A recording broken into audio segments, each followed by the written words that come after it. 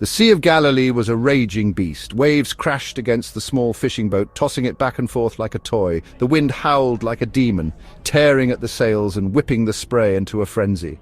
This storm, it's unlike anything we've ever faced. I don't know if we can make it through. Inside the boat, the disciples huddled together, their faces pale with terror. They'd seen storms before, being seasoned fishermen, but this one was different. This one felt like the end. We've been rowing for hours, and yet we're no closer to the shore. We're lost. Completely lost. The waves crashed over the bow, filling the boat with water.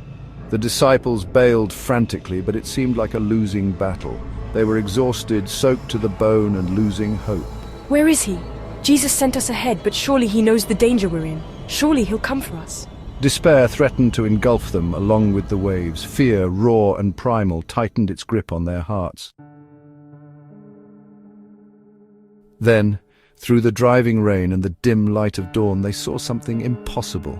A figure was walking towards them on the water. The figure seemed to glide over the raging waves, untouched by the storm.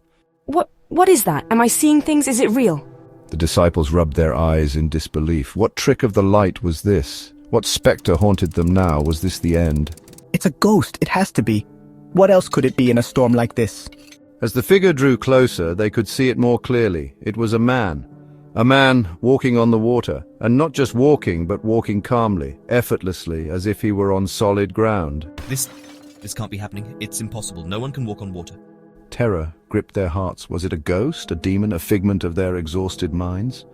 Lord, if it's you, command me to come to you on the water. Peter's voice was a mixture of terror and hope. Terror at the sight before him, and hope that it was indeed Jesus coming to save them. The figure stopped walking and turned towards the boat. Come. The voice was unmistakable. It was Jesus. Peter's heart leapt. Without hesitation, he climbed over the side of the boat and stepped out onto the raging sea.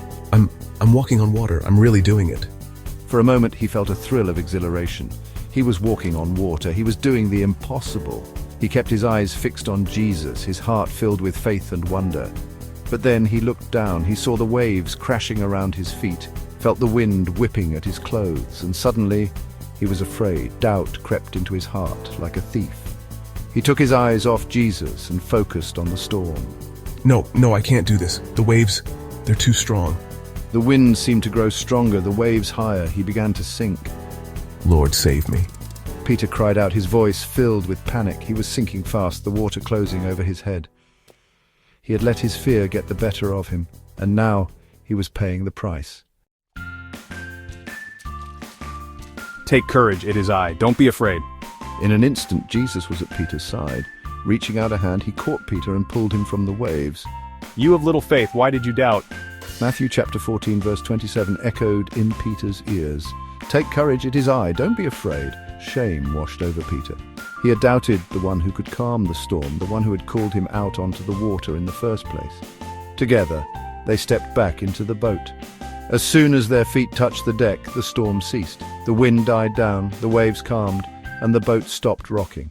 A profound silence descended upon the Sea of Galilee, broken only by the gasps of the awestruck disciples.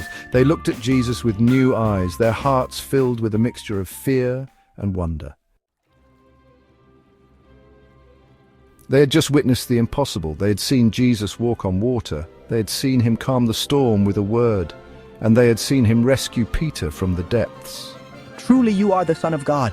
Overcome with awe, the disciples fell to their knees and worshipped him. This miracle, this blatant display of divine power was etched into their very souls. It's incredible. He was there, even when fear consumed us. It served as a powerful reminder that faith, even as small as a mustard seed, could move mountains. He pulled Peter from the waves. He's always there. Always.